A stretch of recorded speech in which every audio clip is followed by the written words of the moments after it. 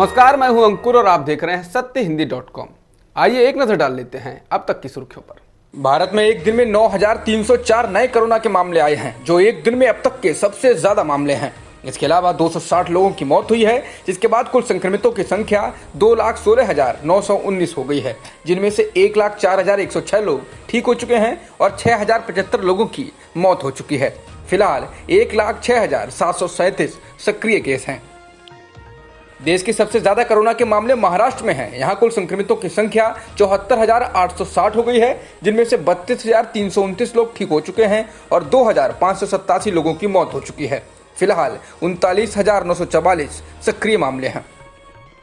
Corona के मामले में तमिलनाडु दूसरे स्थान पर है। यहाँ कुल संक्रमितों की संख्या 25,872 है, जिनमें से 14,316 लोग ठीक होकर घर जा चुके हैं और मरने वालों का आंकड़ा 208 है। इसके अलावा 11,346 सक्रिय मामले हैं।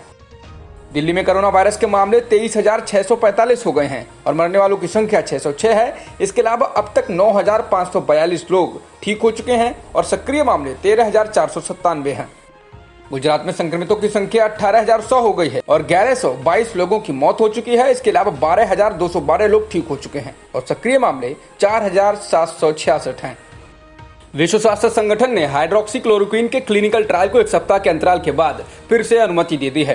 कोरोना वायरस के मरीजों के इलाज से इस मलेरिया की इस दवा का इस्तेमाल किया जा रहा है। एक शोध रिपोर्ट में हाइड्रोक्सीक्लोरोक्वीन पर सवाल उठाए गए थे, जिसके बाद WHO ने इसका क्लिनिकल ट्रायल रोक दिया था। समीक्षा के बाद फिर से क्लिनिकल ट्रायल शुरू किया जा रहा है। ये ट्रायल 35 देशों के कोरोना मरीजों पर हो रहा है। दुनिया भर में कोरोना वायरस से संक्रमण के मामले 64 लाख को पार कर चुके हैं। जॉन्स हॉपकिंस यूनिवर्सिटी के आंकड़ों के अनुसार कोरोना वायरस से संक्रमित लोगों की संख्या 64,32,370 हो गई है। इसके अलावा 3,85,991 लोगों की मौत हो चुकी है। दुनिया भर में कोरोना से सबसे ज्यादा मामले अमेरिका में हैं। यहाँ कोरोना संक्रमितों की संख्या 18,51,520 हो गई है। इसके अलावा मरने वालों की संख्या 1,07,175 हो गई है। ब्राजील में एक दिन में 1,349 लोगों की मौत हो गई, जिसके बाद देश में कुल मरने वालों की संख्या 32,548 हो गई है। इसके अलावा कुल संक्रमितों की संख्या 5,84,016 है। रूस में भी कोरोना के मामले बड़ी संख्या में आ रहे हैं। दुनिया भर में संक्रमितों के मामले में रूस तीसरे स्थान पर है। यहाँ कुल संक्रमितों की संख्या 4,31,715 हो गई है और मरने वालों का आंकड़ा 5,208 हो गया है। स्पेन की सरकार ने कोरोना वायरस की वजह से देश में लागू आपातकाल को 21 जून तक के लिए बढ़ा दिया है। इसे आपातकाल में अंतिम विस्तार माना जा रहा है। स्पेन की मध्यपंथी मुख्य विपक्षी पार्टी और दक्षिणपंथी वोक्स पार्टी ने आपातकाल लगाए जाने का विरोध किया है। उत्तर कोरिया में प्राइमरी स्कूल के बच्चे कक्षाओं में लौट रहे हैं। उत्तर कोरिया में शिक्षा सत्र अप्रैल में शुरू होता है, लेकिन कोरोना संक्रमण की वजह से इसे टाल दिया गया था। पड़ोसी देश चीन में कोरोना संक्रमण के मामले सामने आने के बाद उत्तर कोरिया ने अपनी सीमाओं को सील कर दिया था और बाहर से लोगों के आने पर रोक लगा दी थी। उत्तर कोरिया ने दुनिया में सबसे पहले लॉकडाउन लागू किया था।